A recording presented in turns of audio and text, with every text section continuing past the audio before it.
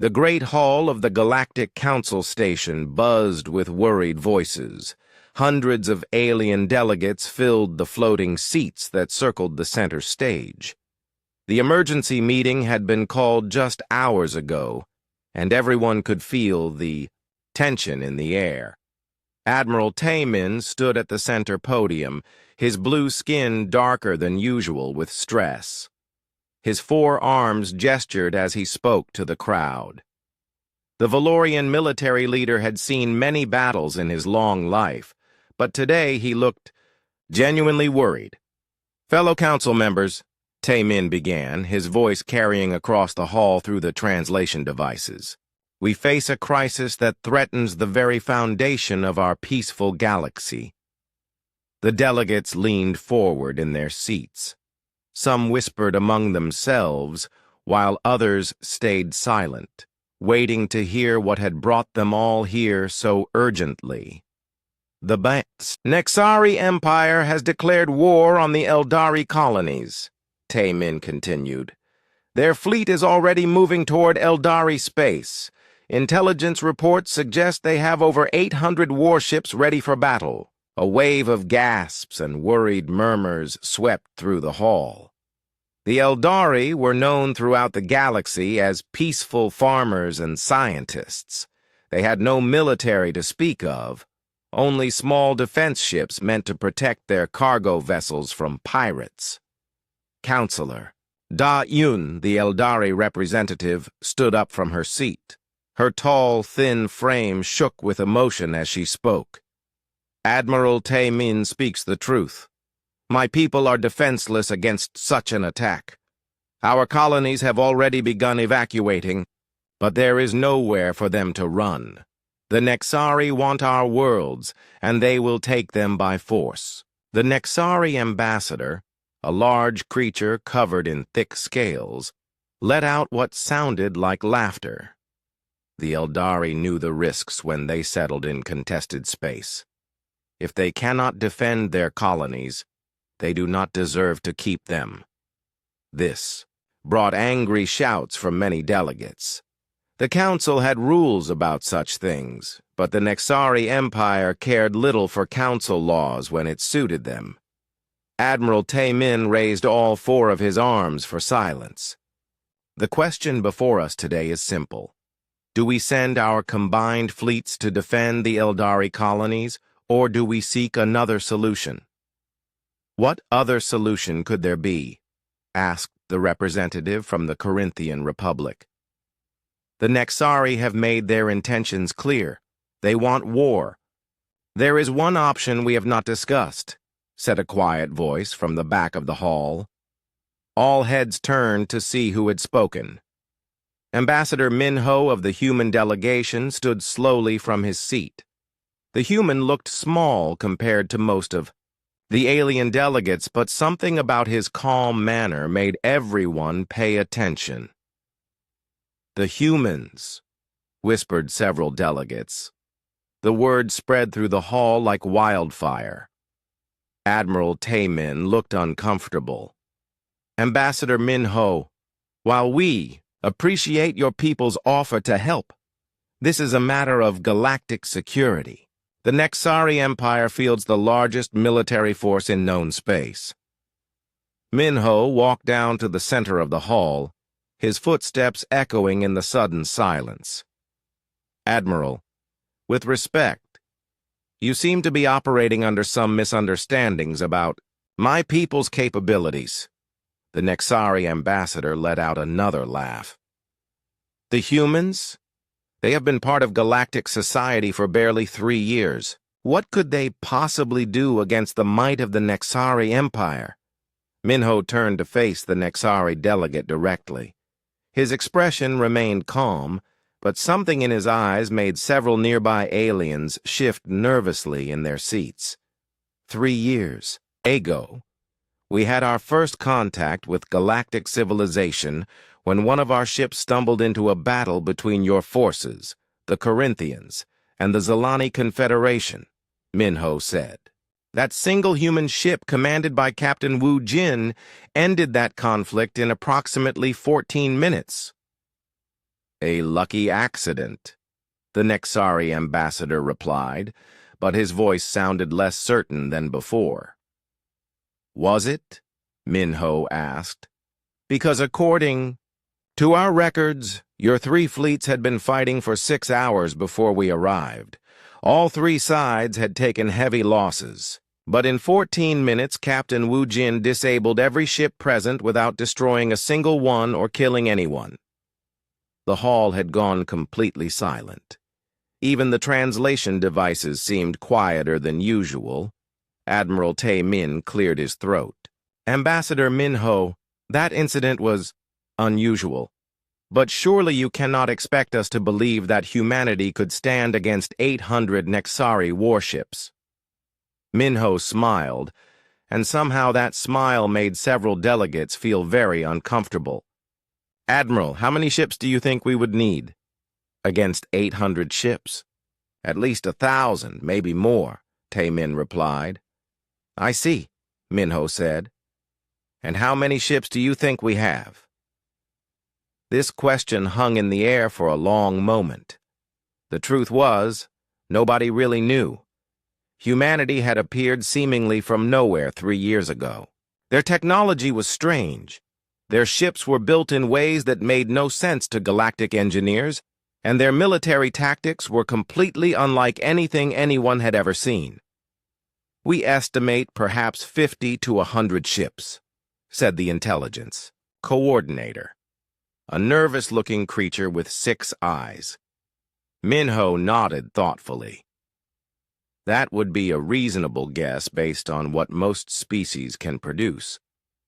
Unfortunately, your estimate is somewhat conservative. How conservative? Admiral, Tae-min asked, though something in his expression suggested he was not sure he wanted to know the answer. Our current active fleet consists of approximately 4,000 ships, Minho said casually, as if he were discussing the weather. The silence that followed was so complete that the hum of the station's engines could be heard clearly. Several delegates looked like they might faint. 4,000, stammered the Corinthian representative. Yes, though that number includes support vessels, transports, and smaller ships, Minho explained. If we are talking about frontline combat vessels, the number is closer to 1,500. The Nexari ambassador had gone very still. His scales had changed color slightly, which those familiar with his species knew was a sign of extreme stress. But, as I said, Minho continued, we prefer peaceful solutions. Perhaps we could arrange a diplomatic meeting with the Nexari leadership. I am sure we can work something out that does not involve unpleasantness. Admiral Tae-min found his voice. First, Ambassador, are you saying that humanity would be willing to intervene on behalf of the Eldari? If necessary, Minho replied, though I hope it will not come to that. War is such a messy business, and my people have worked very hard to maintain good relations with all galactic civilizations. The way he said messy business made it sound like he was talking about cleaning up after a particularly difficult dinner party, not space combat involving hundreds of warships. I will need to contact Fleet Command for authorization, Minho added, assuming, of course, that diplomatic efforts fail. Every alien in the hall seemed to understand that humanity's idea of diplomatic efforts and everyone else's might be very different things. The emergency session was adjourned shortly after, but nobody left the station. Everyone wanted to see what would happen next. In the 3 years since humanity had joined galactic society, they had gained a reputation that was equal parts helpful neighbor and terrifying mystery. And now, for the first time, that reputation was about to be put to the test. Commander Su Jin stood on the bridge of the human diplomatic vessel Soul's Pride as it approached the massive council station. Through the view screen, she could see the enormous structure that housed representatives from dozens of different species. The station was beautiful in its own way, with flowing curves and organic shapes that seemed to grow rather than be built. "Docking request approved, Commander," reported Lieutenant Boram from the communications station. "They are assigning us berth 77 Alpha." "Thank you, Lieutenant," Sujin replied. "Take us in nice and easy. Let's not give them any more reasons to be nervous about us." The bridge crew chuckled at that. Everyone aboard knew that their mere presence was enough to make most aliens nervous these days. It had not always been that way, but 3 years of rumors and stories had built humanity's reputation into something almost mythical. "Commander," called out Ensign Kyung-ho from the sensor station, "I am reading elevated stress levels from multiple ships in the area, heart rates, body temperature, electromagnetic signatures. They are all showing signs of anxiety." Sujin nodded. "Can you blame them? They called an emergency session about a potential war, and now the humans have shown up. From their perspective, that probably means things are about to get very interesting." As the Soul's Pride glided smoothly into the docking bay, Sujin thought back to how it had all started. 3 years ago, humanity had been completely unknown to the galactic community. They had been expanding slowly through their local region of space, exploring new worlds and building colonies, when one of their ships had stumbled into what would later be called the Battle of Kepler Station. Captain Wu Jin had been commanding the corvette Busan Defender on a routine patrol mission when his sensors detected weapons fire in a nearby system. Following standard human protocols, he had jumped his ship to investigate and offer assistance to anyone who might need help. What he found was a 3-way battle between Nexari, Corinthian, and Zalani forces. Each side had been fighting for control of a small space station that contained valuable research data. The battle had been going on for hours, with none of the 3 fleets able to gain a decisive advantage. Captain Wu Jin had broadcast a general message asking if anyone needed assistance. When all 3 sides told him to leave or be destroyed, he had made a decision that would change humanity's place in the galaxy forever. "Sir," Sujin's communications officer interrupted her thoughts. "We are receiving a priority message from Admiral So Young. She wants to speak with you personally." "Put her through," Sujin replied, moving to the private communication booth at the back of the bridge. Admiral So Young's image appeared on the screen, her expression serious but calm. Behind her, Sujin could see the bridge of the Dreadnought, Incheon's Hammer, humanity's flagship and one of the most advanced vessels in known space. "Commander Sujin," the Admiral began, "I trust you have been monitoring the situation developing here?" "Yes, Admiral. The Nexari Empire has declared war on the Eldari colonies. The Council is considering their options." "And what are their options, in your opinion?" Sujin thought for a moment. "Limited. The Nexari have an overwhelming numerical advantage. The combined Council fleets might be able to match them in total numbers, but coordinating that many different military doctrines and technologies would be a nightmare. By the time they organized an effective response, the Eldari colonies would already be conquered." Admiral So Young nodded. "My assessment as well. Has Ambassador Minho made our position clear?" "He is addressing the Council now, Admiral. Based on the stress readings we are getting from the station, I believe he has made quite an impression." A small smile crossed the Admiral's face. "I imagine he has. The aliens still do not quite know what to make of us, do they?" "No, Admiral, and frankly I think they prefer it that way. It gives them an excuse not to think too hard about some of the implications." This was something that had puzzled humanity since first contact. The galactic community seemed content to accept that humans were mysteriously effective in combat without asking too many questions about how or why. It was as if they were afraid that looking too closely might reveal something. They would rather not know. "Admiral," Sujin continued, "may I ask what Fleet Command's intentions are regarding this situation?" "That depends on several factors," Admiral So-Young replied. "If the Nexari can be convinced to back down diplomatically, we will consider the matter closed. If not—" She paused. "Commander, what do you know about Nexari military doctrine? They favor overwhelming force and direct confrontation. Large fleets, heavy armor, massive weapons.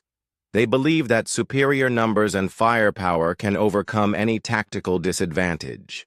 And they have had considerable success with that approach," the Admiral noted. "Against most galactic militaries, they are quite correct. Throw enough ships at a problem and eventually it will be solved." Sujin understood where this was going. "But they have never faced a military that fights the way we do." "Exactly. The Nexari Empire has conquered dozens of worlds using the same basic strategy. They have never encountered an opponent that could neutralize their numerical advantage."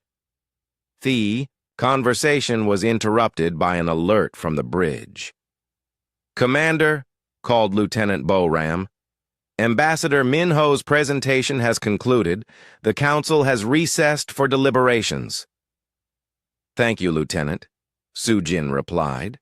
She turned back to Admiral So-Young. "Admiral, the Council is deciding whether to request our assistance." "And if they do?" Sujin thought about Captain Wu Jin and the Battle of Kepler Station. She thought about the reputation humanity had earned in the 3 years since that first contact. She thought about what would happen when the Nexari Empire discovered that their overwhelming numerical advantage meant nothing against opponents who fought by completely different rules. "If they do, Admiral, I suspect the Nexari are going to have a very bad day." Admiral So-Young's smile became more pronounced. "Commander, prepare for the possibility that we may need to demonstrate why the rest of the galaxy has learned to be nervous when humans show up to a fight." The transmission ended, leaving Sujin alone with her thoughts. She returned to the bridge and watched through the view screen as various alien shuttles moved between the docked ships.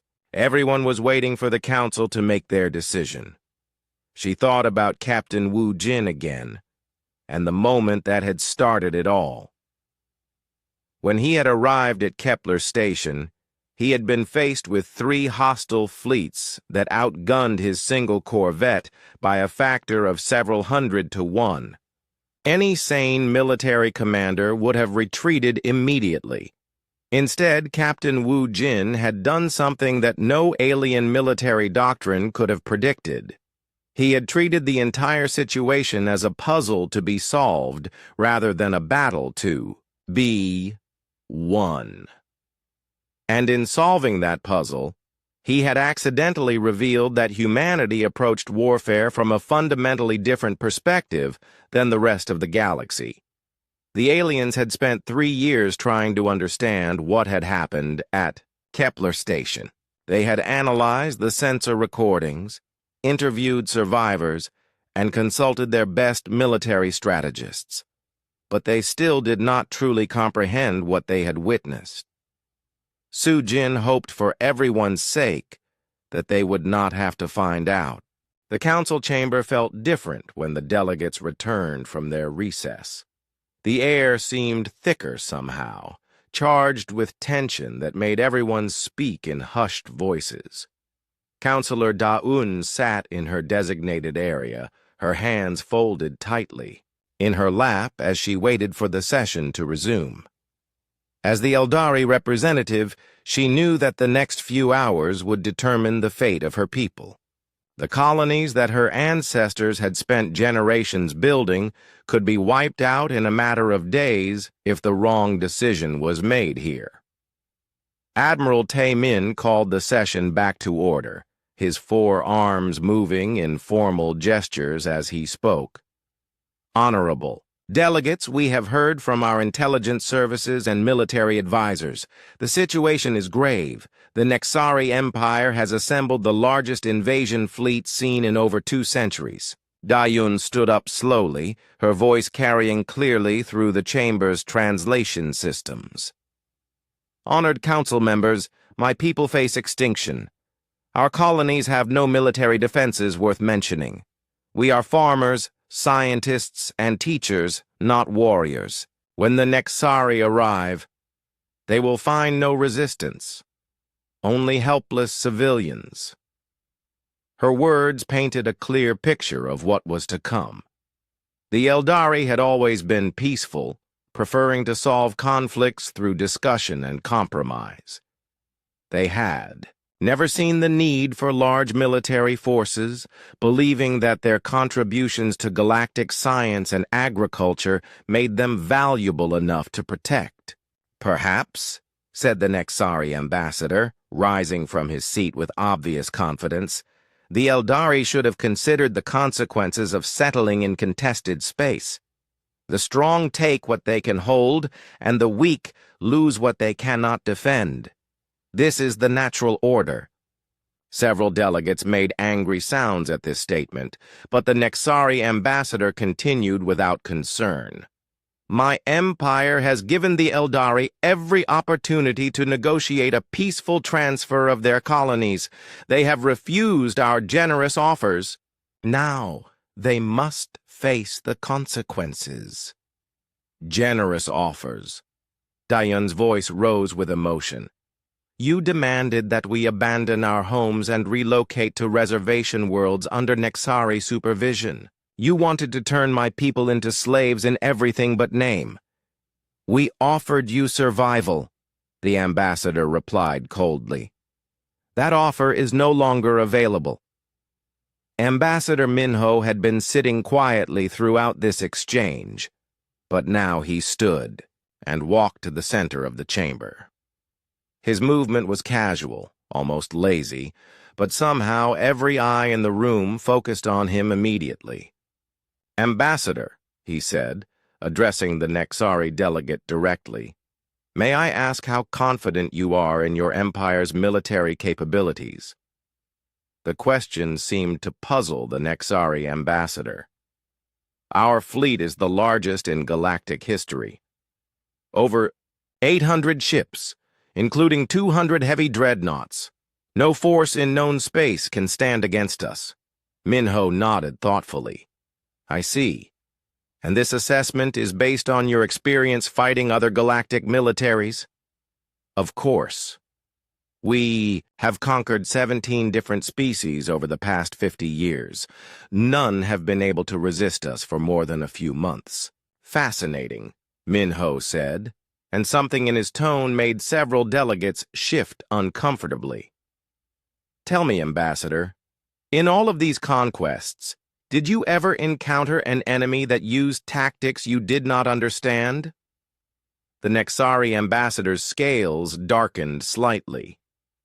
What do you mean?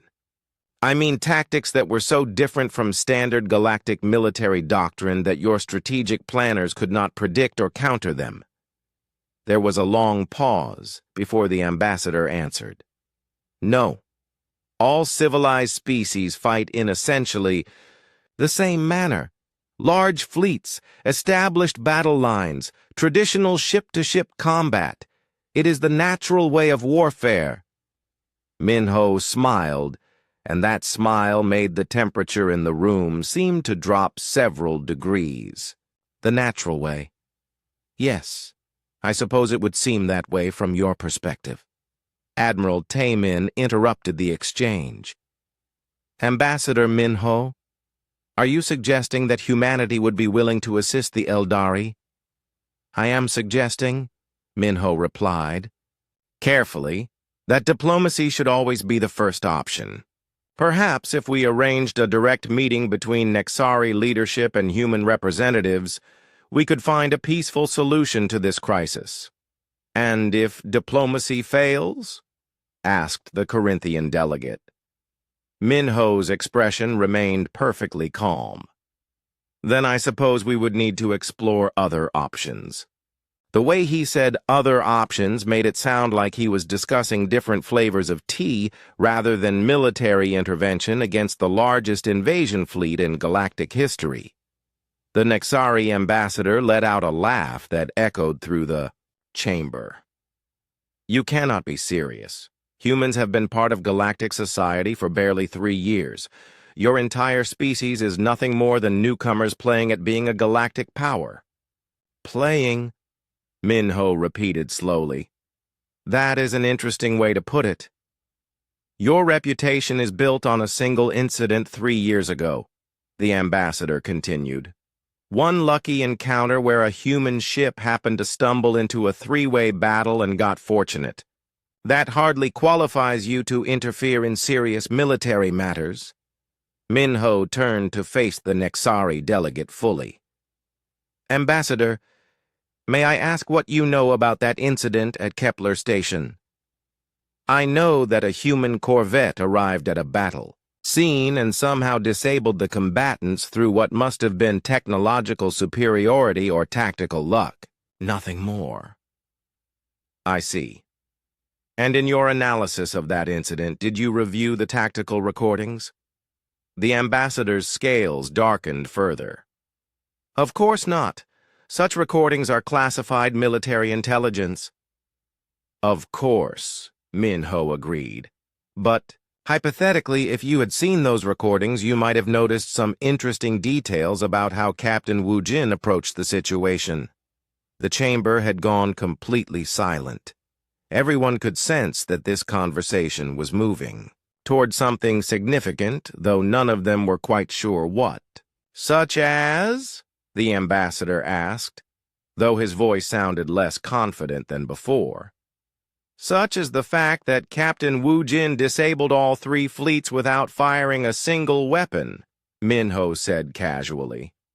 This statement hung in the air for several seconds before its implications began to sink in. Murmurs started among the delegates as they processed what they had just heard. Without firing weapons? Admiral Taemin asked. How is that possible? There are many ways to disable a ship without destroying it, Minho explained. The question is whether you have the technology and tactical flexibility to implement such approaches under combat conditions. The Nexari ambassador was staring at Minho with what looked like growing concern. You are bluffing. No military force can disable hundreds of ships without engaging in direct combat.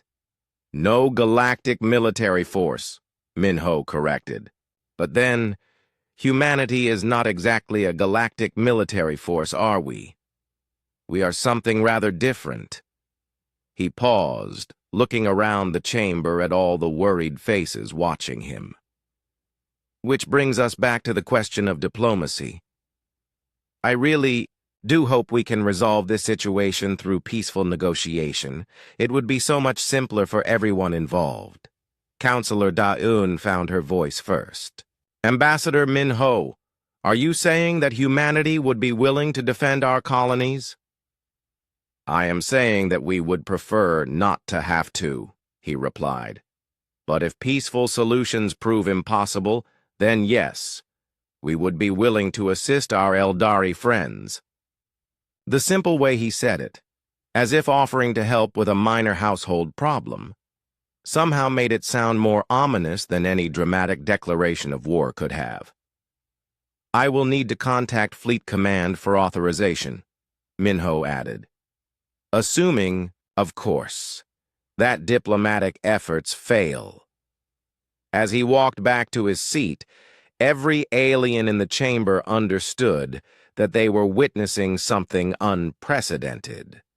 For the first time since joining galactic society, humanity was being asked to reveal just what they were truly capable of. and nobody was entirely sure they wanted to find out. Admiral So Young stood in the command center of the dreadnought Inchin's Hammer, watching the holographic display that showed the current positions of human fleet elements throughout the galaxy. The display was impressive enough that most aliens would have been shocked to see it, though they would not have understood all of its implications. The communication from Ambassador Min Ho had arrived 20 minutes ago, and now her staff was gathering for the emergency briefing that would determine humanity's response to the Nexari threat. "Admiral," said Captain Jae-hyun, the fleet's tactical coordinator, as he entered the command center. "All department heads are ready for your briefing." "Thank you, Captain.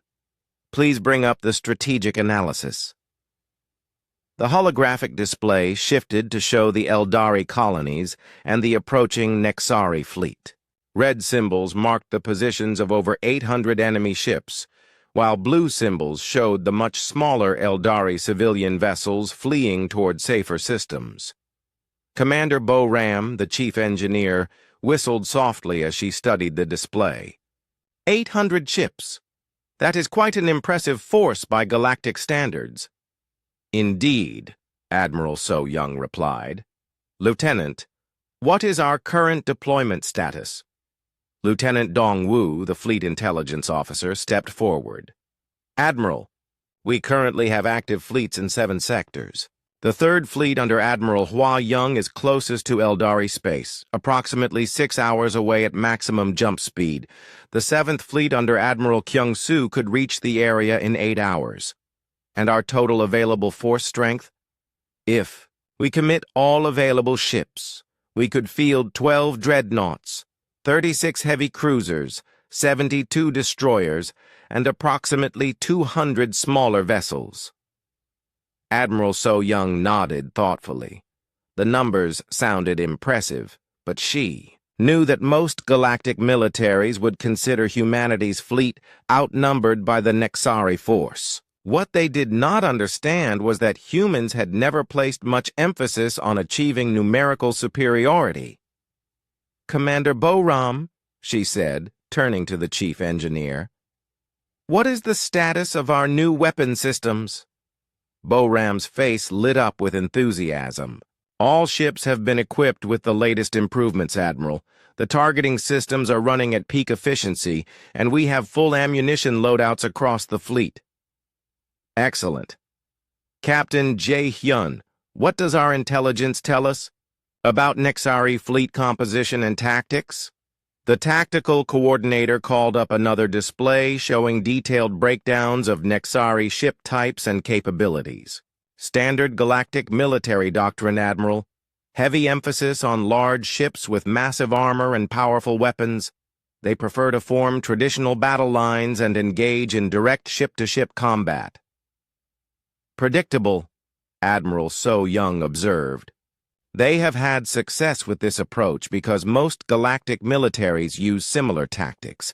When everyone fights the same way, victory goes to whoever has the most ships and the biggest guns."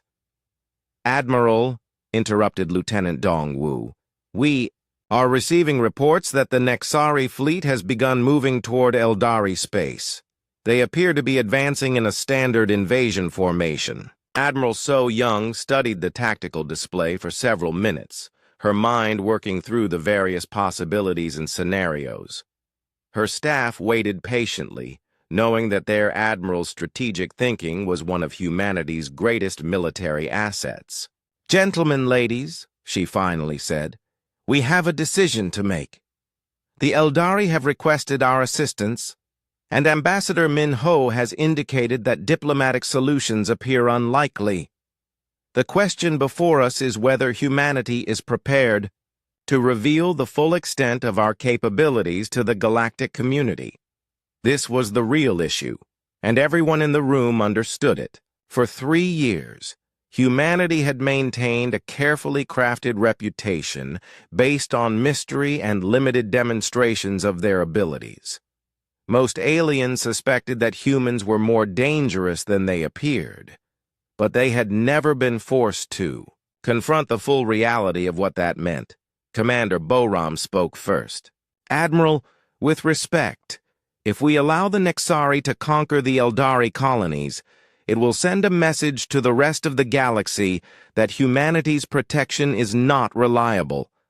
That could destabilize the entire balance of power. On the other hand, Captain Jae Hyun added, if we reveal too much about our capabilities, it might frighten the other galactic powers into forming alliances against us. Lieutenant Dongwu looked up from his intelligence reports. Admiral, may I point out that the Nexari have been expanding aggressively for decades? If they succeed here, they will likely continue conquering other peaceful species. Eventually, they will become a threat to human interests as well. Admiral So Young nodded. All valid points. However, there is another factor to consider.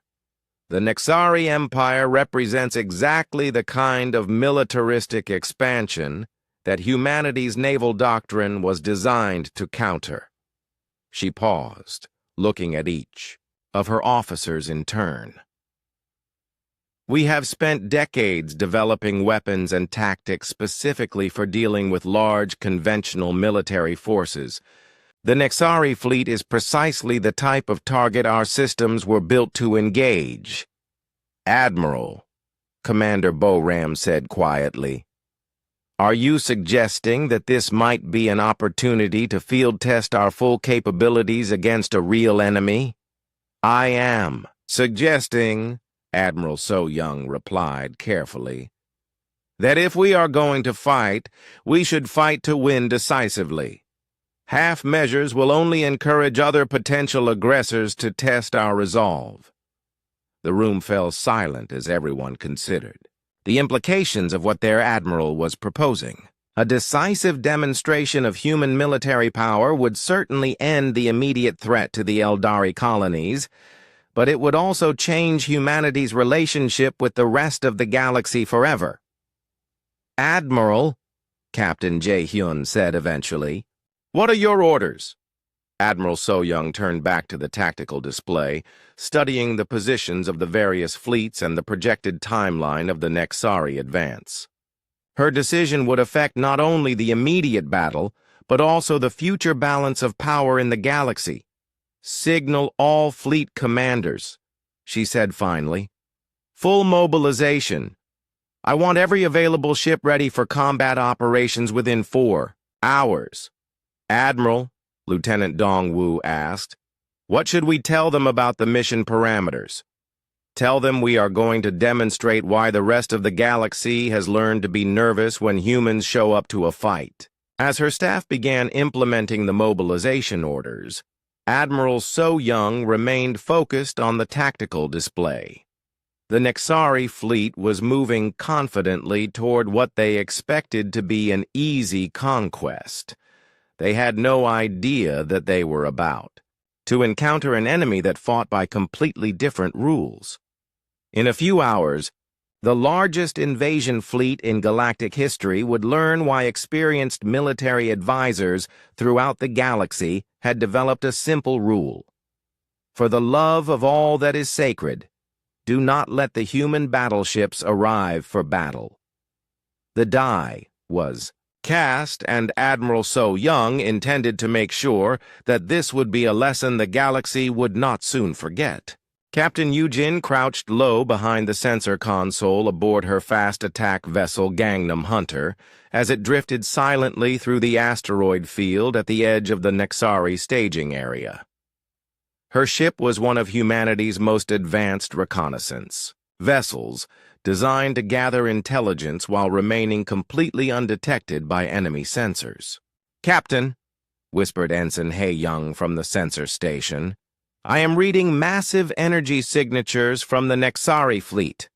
They appear to be conducting final preparations for jump to hyperspace. Yujin moved carefully to the sensor station, keeping her voice low even though she knew the ship's stealth systems made them effectively invisible. Show me what we have. The tactical display lit up with hundreds of red contacts, each representing a Nexari warship. The scale of the fleet was impressive by any standard, with massive dreadnoughts surrounded by clouds of smaller escort vessels. It was the kind of force that had conquered dozens of worlds over the past 50 years. Ensign, can you get me detailed scans of their flagship? Already working on it, Captain. The command ship appears to be the Eternal Conquest, Admiral Zethkar's personal dreadnought. Length approximately 2 kilometers, heavy armor plating, and enough weapons to level a small moon. Yujin studied the readings carefully. The Nexari had built their fleet around the concept of overwhelming firepower, with each ship designed to deliver maximum destruction in direct combat. It was an approach that had worked well against traditional galactic militaries. Captain, said communications. Officer Namwu, I am picking up encrypted transmissions between Nexari command ships. Should I attempt to decode them? Do it. I want to know what they are planning. As Namwu worked on breaking the Nexari codes, Yujin turned her attention back to the tactical display. The enemy fleet was organized in a classic invasion formation, with the heavy ships in the center and faster vessels forming a protective screen around the perimeter. Meanwhile, thousands of light years away, on the Eldari colony world of Haven's Rest, civilian coordinator Yun Su was dealing with a very different kind of crisis. The evacuation of the outer colonies had been proceeding for days, but there were still millions of Eldari civilians who needed to be moved to safety. Coordinator Yun Su, called out her assistant, a young Eldari named Telmar. The transport ships from the inner systems have arrived. They can take another 50,000 refugees. Yun Su looked up from the evacuation charts she had been studying. The numbers were not encouraging. Even with every available ship, they could only evacuate a fraction of the civilian population before the Nexari arrived. Telmar, what is the status of the agricultural research stations? Most of the scientists have agreed to evacuate, but some are insisting on staying to protect their research. They say that their work on crop enhancement could feed billions of people across the galaxy. This was the problem with the Eldari, Yunsu thought. They were too noble for their own good. Even facing certain death, some of them refused to abandon their life's work. Tell them that dead scientists cannot continue their research, she said firmly. If they want to help billions of people, they need to stay alive to do it. Back in space, Captain Yujin's ship continued its silent observation of the Nexari fleet. The intelligence they were gathering would be crucial for the human fleet's tactical planning. Captain, Namwu reported, I have partially decoded the Nexari transmissions. Their fleet commander, Admiral Zethkar, is planning to begin the invasion. In approximately 8 hours, they expect to encounter minimal resistance. What else? The Admiral is dividing his fleet into 3 groups. The first will attack the outer colonies to prevent any civilians from escaping. The second will strike at the main Eldari worlds. The third will remain in reserve to deal with any unexpected complications. Yujin nodded grimly. It was a sensible strategy for dealing with a defenseless enemy. The Nexari were not taking any chances despite their overwhelming numerical advantage. Ensign Hayoung, how long until our message drones can reach Admiral So Young? At maximum speed, approximately 3 hours, Captain. Send everything we have. Fleet compositions, tactical, formations, timing estimates, the works. Make sure the Admiral has complete intelligence on what she will be facing. As the message drones launched from hidden compartments in the hull, Yujin turned her attention back to monitoring the Nexari preparations. She noticed something interesting about the way the enemy ships were positioned. Ensign, look at this. Formation. What do you see? He Young studied the display carefully. "It appears to be a standard invasion fleet arrangement, Captain. Heavy ships in the center, escorts on the perimeter, support vessels in the rear." Exactly. Standard arrangement. Which means they are expecting to fight a standard battle against standard opponents using standard tactics. This was the fundamental misunderstanding that had plagued every enemy humanity had faced since first contact. The galactic community had developed a very specific approach to warfare over thousands of years, based on large fleets engaging in direct ship-to-ship combat. Every military doctrine, every tactical manual, every strategic principle was built around this basic assumption.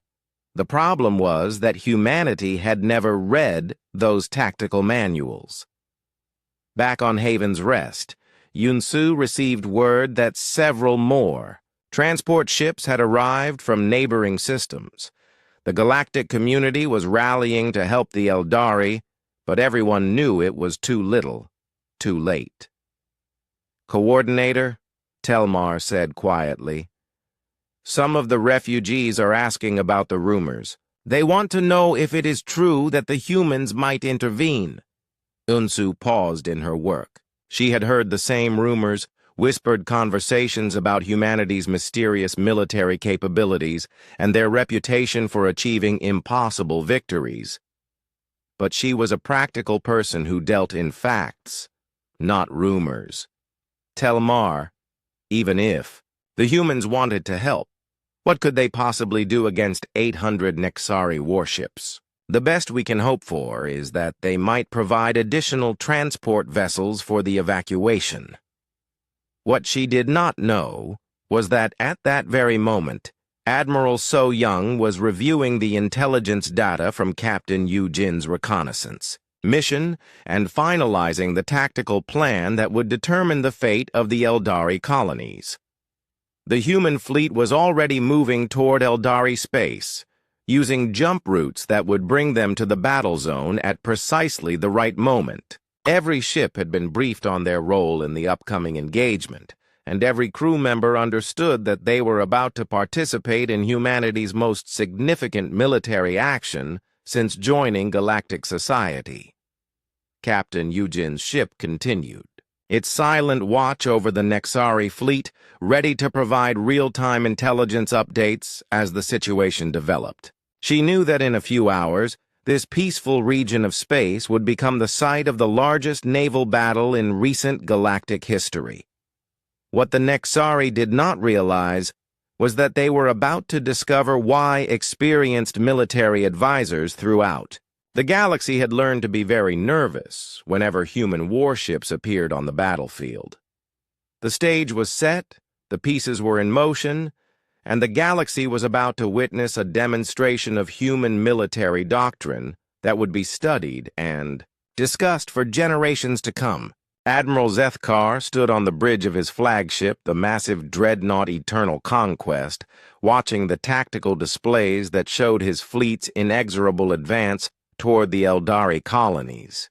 The invasion was proceeding exactly according to plan, with the first wave of his forces already engaging the pathetic handful of Eldari defense ships. "Admiral," reported War Commander Drathmol, "our advance units have encountered the Eldari outer defenses. Resistance is minimal as expected. We should have complete control of the outer colonies within 6 hours." Zethkar nodded with satisfaction. The conquest of the Eldari would add 17 productive worlds to the Nexari Empire, along with their valuable agricultural and scientific knowledge. It would be another glorious victory to add to his already impressive record. "What is the status of our intelligence gathering?" he asked. "Our sensors have detected no significant military forces in the area," replied Intelligence Officer Vexhan. "The Eldari appear to be relying entirely on evacuation rather than resistance. Their civilian transports are fleeing toward the inner systems, but our pursuit squadrons will intercept them before they can escape." This was exactly what Zethkar had expected. The Eldari were known throughout the galaxy as peaceful scholars and farmers, not warriors. They had no military tradition and no experience with real warfare. Conquering them would be little more than an exercise in fleet movement. "Admiral," called Communications Officer Nam Wu from his station, "I am detecting encrypted transmissions on several human communication frequencies." Zethkar's expression darkened slightly. "Human transmissions? Are there human ships in the area?" "Not that our sensors can detect, sir. But the signal patterns are definitely consistent with human communication protocols. Can you decode them?" Nam Wu worked at his console for several minutes before responding. "Partially, Admiral. The encryption is more sophisticated than standard. Galactic codes. But I am getting fragments of the transmissions. What do they say?" "It appears to be routine tactical communications, sir. Ship status reports, position updates, that sort of thing. Nothing that suggests any immediate threat." Zethkar relaxed slightly. The humans were probably just monitoring the situation, as they had done during several other recent conflicts. Their species had a reputation for gathering intelligence on military actions throughout the galaxy, though they rarely intervened directly. "Continue monitoring those transmissions," he ordered. "If human ships are in the area, I want to know about it." As the hours passed, the Nexari advance continued without serious opposition. The first Eldari colony fell within 3 hours, its small defense force overwhelmed by the massive firepower of the invasion fleet. The second colony lasted only slightly longer, but as the battle progressed, Communications Officer Nam Wu began picking up more and more human transmissions. What troubled him was not the volume of communications, but their casual tone. "Admiral," he reported during one of the regular status briefings, "the human transmissions are becoming more frequent. And, sir, some of the content is rather unusual." "Unusual? How?" Nam Wu hesitated before answering. "Sir, I am picking up discussions about keeping civilian casualties to 0 and making sure we have enough ship killers for a proper welcome party. The humans appear to be treating this as some sort of routine exercise." War Commander Drathmal laughed. "Ship killers? What could the humans possibly have that would threaten our fleet? Their entire species has been part of galactic society for barely 3 years." But Intelligence Officer Vexhan was looking troubled. "Admiral, with your permission, I would like to review our files on human military capabilities." "Granted, but make it quick. I do not want to waste time on unfounded concerns." Vexhan accessed the Nexari intelligence database and began pulling up everything they had on human military actions. What he found made his scales turn pale. "Admiral," he said quietly, "according to these files, humanity has never lost a military engagement since joining galactic society." "They have barely been involved in any military engagements," Drathmal scoffed. "One incident 3 years ago hardly constitutes a military record." "Actually, sir," Vexhan continued, "there have been 17 separate incidents. Pirate suppression, border disputes, peacekeeping operations. In every case, human forces achieved their objectives with minimal losses and in remarkably short time frames." Zethkar moved to study the intelligence reports himself. "This says that in the Battle of Kepler Station, a single human corvette disabled 3 entire fleets. That cannot be accurate. The reports have been verified by multiple independent sources, Admiral. The human ship, commanded by Captain Wu Jin, neutralized all combatants in 14 minutes without destroying a single vessel or killing anyone." "How?" "That information is classified, sir. But according to the summary, the human ship employed unconventional tactical methods that defied standard military doctrine." A chill was beginning to creep up Zethkar's spine. "What does that mean exactly?" "I do not know, Admiral. But I'm beginning to think we should take the possibility of human intervention more seriously." Communications. Officer Namwu interrupted their discussion. "Admiral, I am now detecting a significant increase in human transmission activity. The signals appear to be coming from multiple ships in nearby systems." "How many ships?" "Difficult to determine precisely, sir, but based on the communication patterns, I would estimate at least 50 vessels." 50 ships against 800? Drathmal shook his head. "Even if the humans do intervene, they would be outnumbered by more than 15 to 1. No military force can overcome those odds." But Vexhan was reading more intelligence reports, and his expression was becoming increasingly alarmed. "Admiral, according to this file, during the Zalani border crisis last year, 12 human ships dispersed a pirate fleet of over 200 vessels. The entire engagement lasted less than an hour." "That is impossible," Zethkar stated flatly. "Sir, the file includes sensor recordings from Zilani naval vessels that witnessed the engagement. The humans employed some sort of advanced targeting system that allowed them to disable multiple enemy ships simultaneously." The Bridge of the Eternal. Conquest had grown uncomfortably quiet. Every officer was beginning to understand that their assumptions about human military capabilities might be seriously flawed. "Admiral," Namwu reported, "I am now detecting what appears to be a human fleet moving toward our position. Estimated. Arrival time is approximately 2 hours. How many ships?" "I cannot get an exact count, sir, but the communication traffic suggests a significant force. At least 100 vessels, possibly more." Zethkar stared at the tactical display, trying to process this information. Even if the humans had 100 ships, his fleet still outnumbered them by 8 to 1. Those were still excellent odds, by any military standard. But something about the casual tone of the human communications was deeply unsettling. These were not the transmissions of a desperate fleet rushing to defend helpless allies. They sounded more like a group of professionals preparing for routine work. "Admiral," Vexhan said quietly, "I recommend that we attempt to open diplomatic communications with the human fleet. Perhaps we can negotiate some sort of arrangement that avoids direct conflict." "Negotiate?" Drathmal was outraged.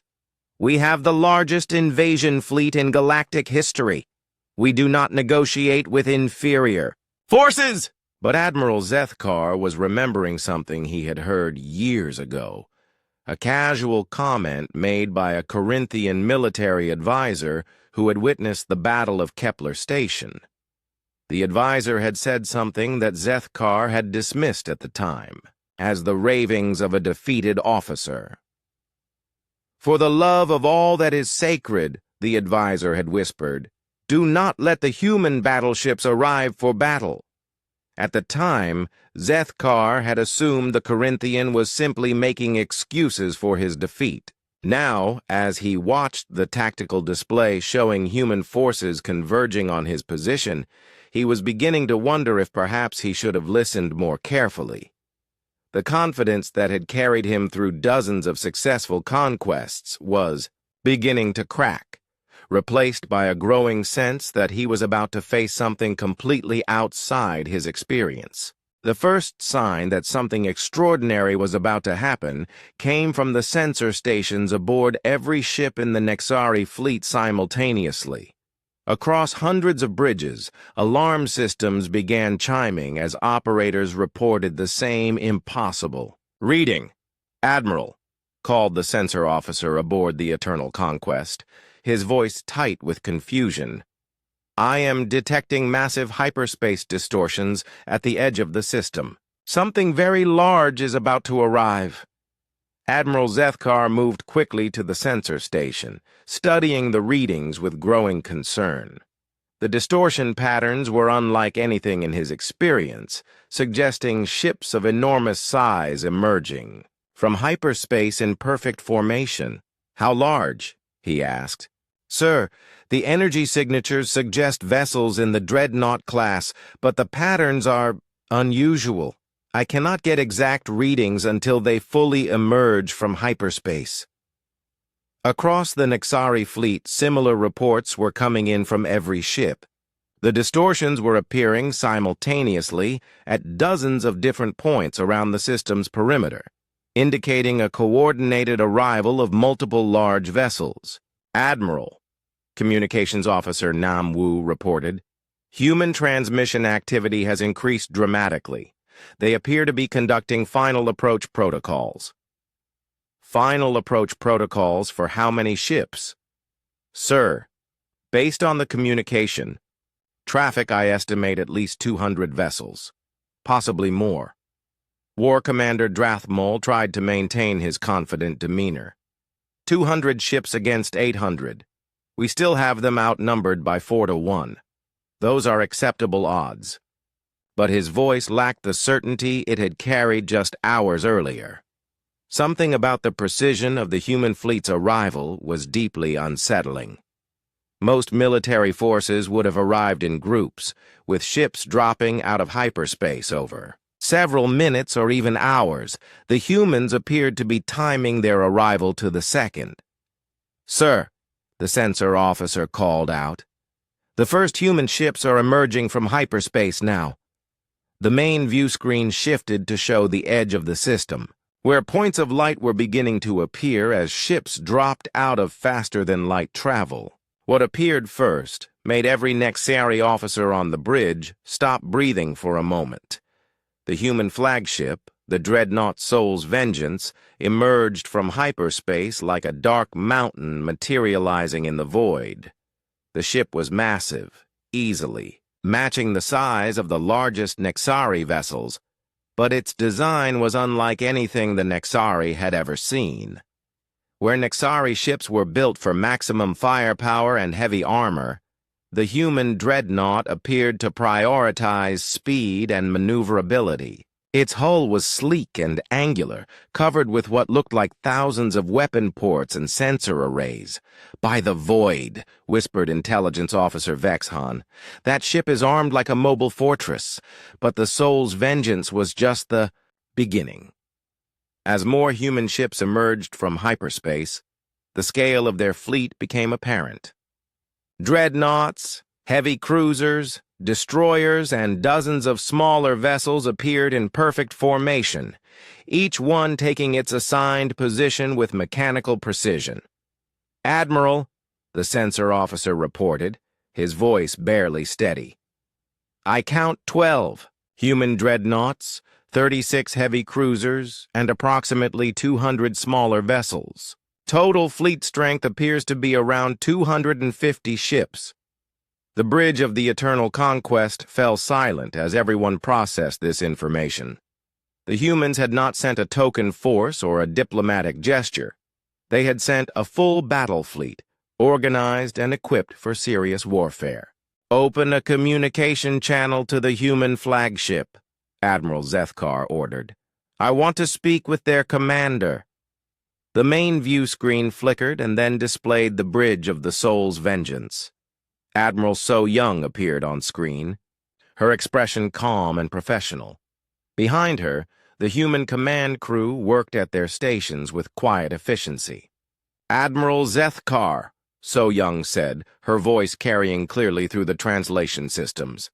"I am Admiral So Young of the Human Federation Fleet. You are ordered to cease your attack on Eldari territory and withdraw your forces immediately. Zethkar." Tried to project confidence despite the growing knot of fear in his stomach. "Admiral So Young, you are outnumbered by more than 3-1. I suggest you reconsider your position." "Outnumbered?" So Young seemed genuinely puzzled by this statement. "Admiral, I think there may be some confusion about the tactical situation. Perhaps you should consult with your intelligence officers. The way she said it, as if she were pointing out a simple mathematical error, made Zethkar's scales darken with stress. There is no confusion. My fleet consists of 800 ships. Yours has barely 250.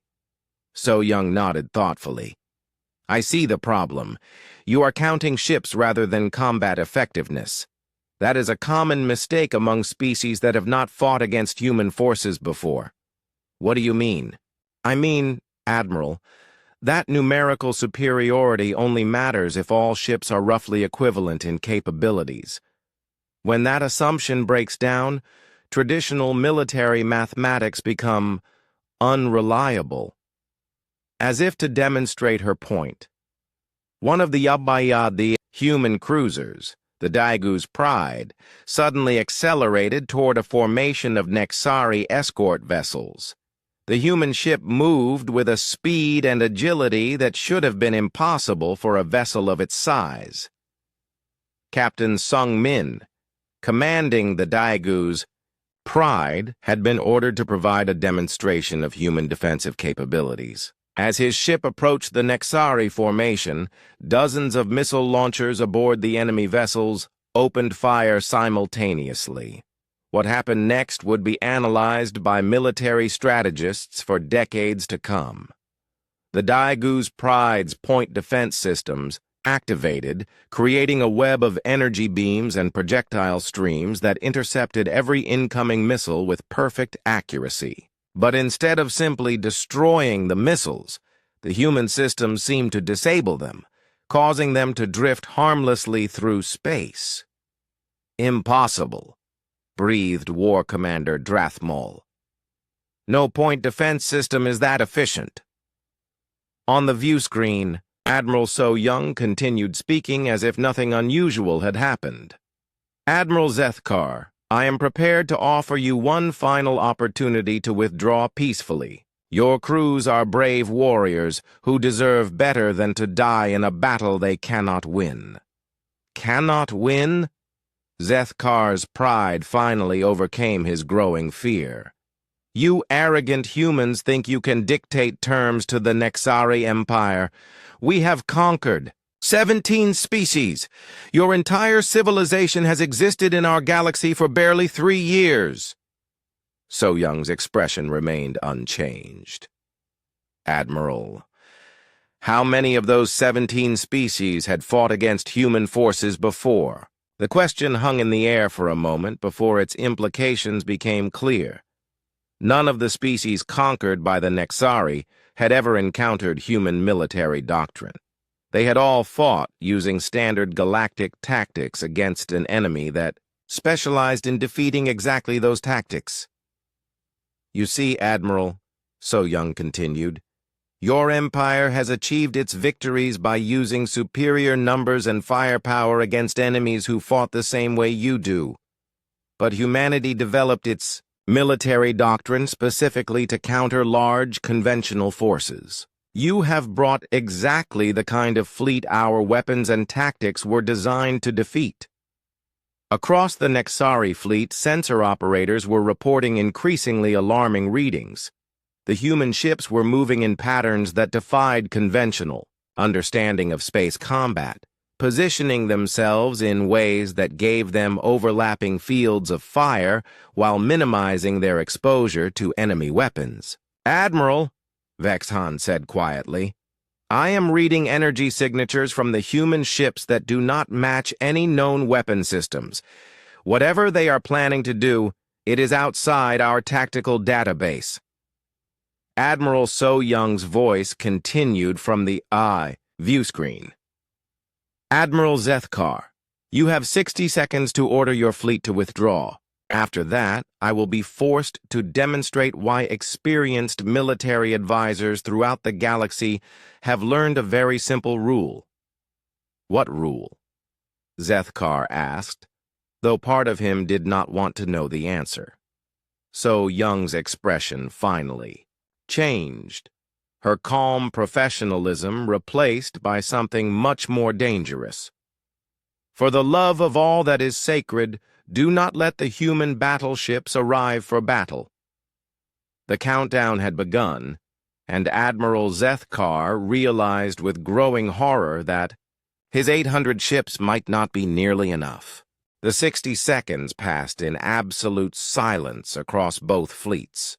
Admiral Zethkar stood frozen on his bridge, staring at the tactical display that showed human ships positioned around his fleet like pieces on a game board.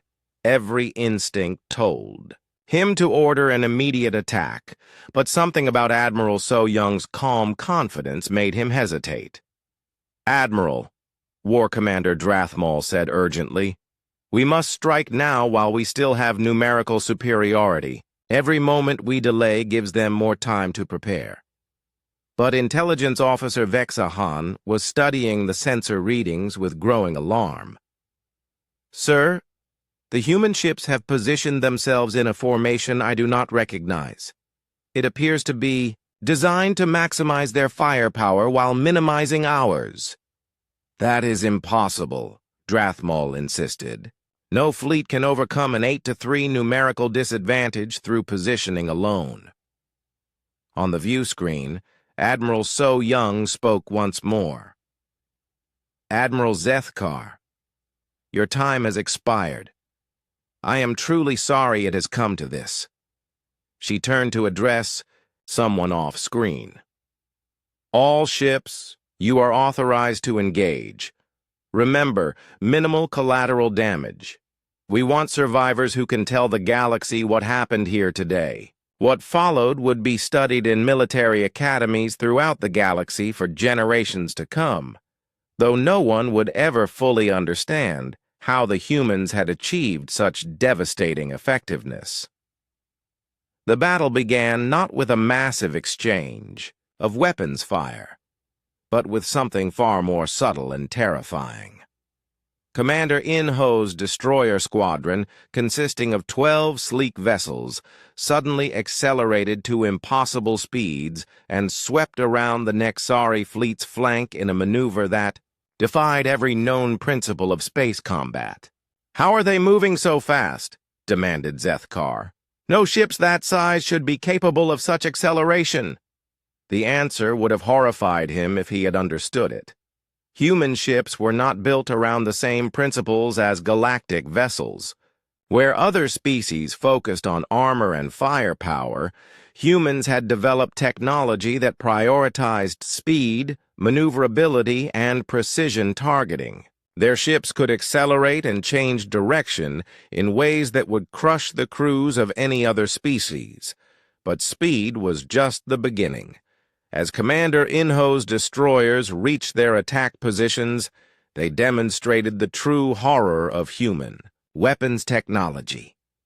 Instead of the massive energy beams or missile barrages favored by galactic militaries, the human ships fired what appeared to be tiny projectiles that moved too fast for sensors to track. Each projectile found its target with impossible accuracy, striking critical systems aboard Nexari ships with surgical precision. Engine compartments were disabled, weapon systems were neutralized, and command centers were knocked offline, all without breaching the hull or harming the crew. "They are not trying to destroy our ships," Vexhan realized with growing amazement. "They are trying to disable them." This was the fundamental difference between human military doctrine and everyone else's. Most galactic species fought to destroy their enemies as quickly and completely as possible. Humans fought to achieve their objectives with minimal loss of life, which often meant using far more sophisticated and precise methods. Admiral So-Young coordinated the battle from her flagship with the calm efficiency of someone solving a complex puzzle. Each human ship had been assigned specific targets and objectives, and they executed their roles with mechanical precision. "Captain Sung-Min," she transmitted to the Daegu's Pride, "please disable the Nexari command ship's weapon systems. Leave." their life support and propulsion intact. "Understood, Admiral," came the reply. "Engaging now." The Soul's vengeance itself demonstrated the pinnacle of human military technology. The massive dreadnought moved through the battle like a force of nature, its weapons reaching out to touch Nexari ships across impossible distances. Each shot was perfectly calculated to disable rather than destroy, turning enemy vessels into harmless hulks that could be safely boarded later. Aboard the Eternal Conquest, Admiral Zethkar watched his fleet being systematically dismantled with surgical precision. His own ship's weapons had been disabled within the first 5 minutes of combat, leaving him helpless to do anything but watch the destruction of everything he had built. "Admiral," Communications Officer Nam Wu reported, "I am receiving surrender signals from over 200 of our ships. The crews are requesting permission to abandon their vessels." "How many ships have we lost?" Zethkar asked, though he was not sure he wanted to know the answer. "Lost, sir? We have not lost any ships, but over 300 have been disabled and are no longer combat effective." This was perhaps the most terrifying aspect of the entire engagement. The humans had not destroyed a single Nexari vessel. They had simply rendered them incapable of fighting back, turning the largest invasion fleet in galactic history into a collection of floating scrap metal. "Sir," Vexhan added quietly, "our casualties are remarkably light. Most of our ships report minimal crew injuries despite being completely disabled." The battle continued for another 30 minutes, though it was less a battle than a demonstration. Human ships moved through the Nexari formation like surgeons working on a patient, disabling each vessel with precise, minimal force. The few Nexari ships that managed to return fire found their weapons ineffective against human defensive systems that seemed to anticipate and counter every attack. Finally, Admiral So Young's voice echoed across the communication channels of both fleets. "Admiral Zethkar, your fleet has been neutralized. I am prepared to accept your surrender." Zethkar looked around his bridge at officers who were staring at their instruments in shock and disbelief. His mighty fleet, the pride of the Nexari Empire, had been defeated by an enemy force barely 1/3 its size, and it had been done without destroying a single ship or killing more than a handful of crew members. I surrender," he said quietly. "Excellent," So Young replied. "Your crews will be treated well, and your ships will be returned to the Nexari Empire once this conflict is resolved. I suggest you use this experience to reconsider your empire's aggressive expansion policies." As human boarding teams began the process of securing the disabled Nexari vessels, word of the battle spread throughout the galaxy at light speed. The largest invasion fleet in recent history had been defeated in less than an hour by a human force that had achieved its objectives, without firing a single shot in anger. On the council station, Ambassador Minho received the news with quiet satisfaction. The demonstration had been everything he had hoped for. A clear message to the galaxy about humanity's capabilities without the massive loss of life that typically accompanied such conflicts. "Ambassador," asked Admiral Taman, "how did your people achieve such a decisive victory?" Minho smiled the same calm smile that had made so many aliens nervous over the past 3 years. "Admiral, the secret is quite simple. Most species develop their military technology around the assumption that their enemies will fight the same way they do. But humans developed our doctrine around a different assumption, which is that our enemies would always outnumber us and outgun us by significant margins. So we built ships and tactics designed to defeat larger, more conventional forces through speed, precision, and tactical superiority. The truth was both simpler and more complex than most aliens could understand. Humanity had approached warfare as an engineering problem to be solved rather than a contest of strength to be won. The result was a military doctrine so different from galactic norms that traditional military mathematics simply did not apply.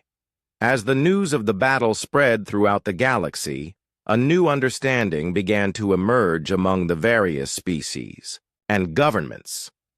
Humanity was not just another galactic power to be negotiated with or opposed. They were something entirely different. A species that had solved the problem of warfare so completely that numerical superiority had become irrelevant. The Battle of Eldari Space, as it came to be known, marked the end of the age of conventional, galactic warfare. From that day forward, military advisors throughout the galaxy would teach their students a simple rule that had been learned at terrible cost by the Nexari Empire. For the love of all that is sacred, do not let the human battleships arrive for battle, because when they do, the battle is already over.